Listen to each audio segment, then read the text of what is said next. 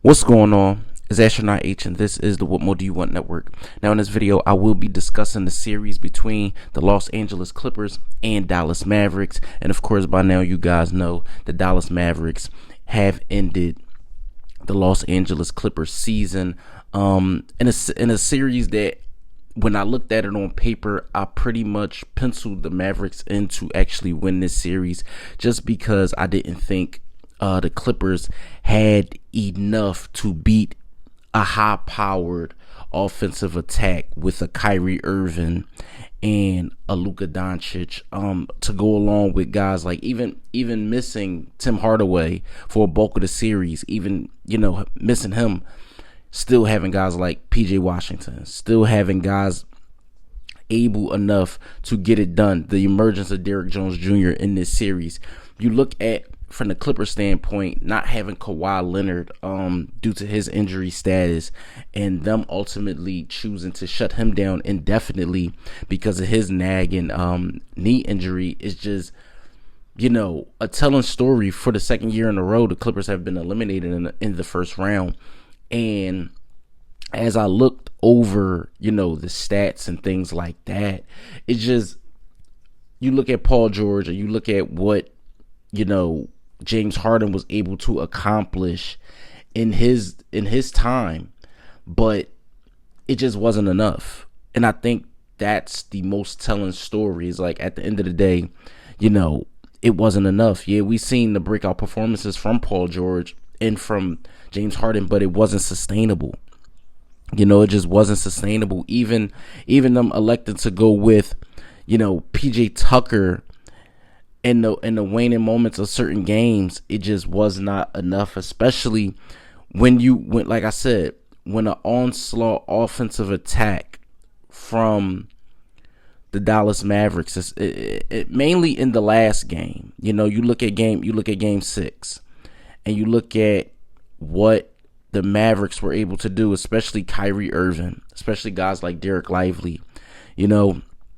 Even with Norman Powell playing the way he was, and Paul George pouring in 18 points with 11 rebounds, James Harden with 16 points and 13 rebounds. But again, like I said, a Kyrie Irving putting up 30, Luka Doncic with 28, 7, and 13 in the closeout performance. It's just too much. It's just an onslaught attack from the Dallas Mavericks, who won by double digits in that last game. But again, like I said, for the Los Angeles Clippers not having basically your best player, not having a Kawhi Leonard, it definitely hurts. Nobody, and I mean this respectfully, nobody on the Clippers roster can replace what Kawhi does, not only offensively but defensively.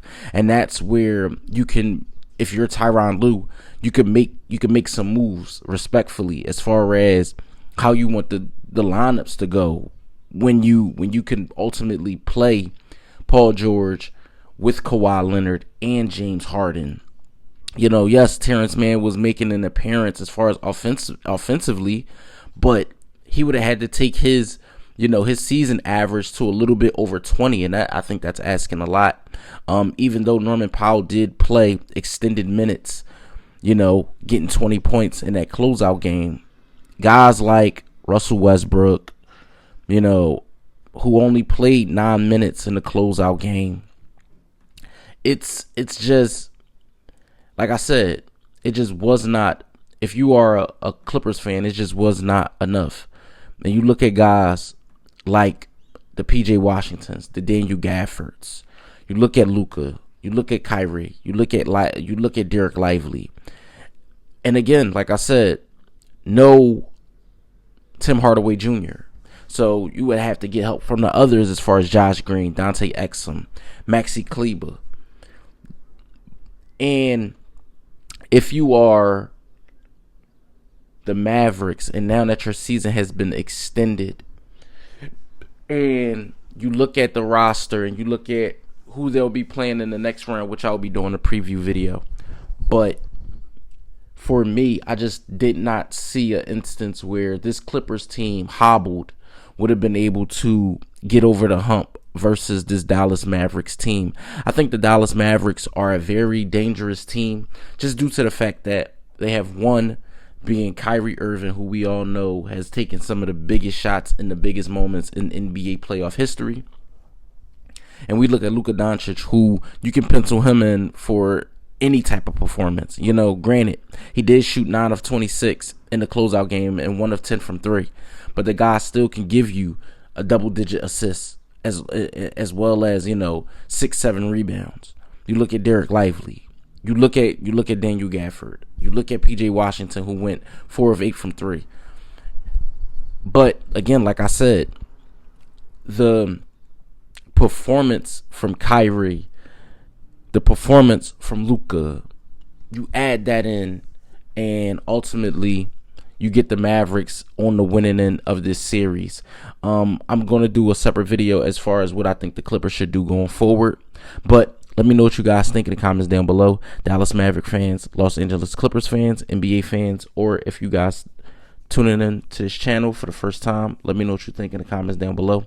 Don't forget to like, comment, subscribe, hit that notification bell so you can know anytime a video is being uploaded to this channel. It's Astronaut H.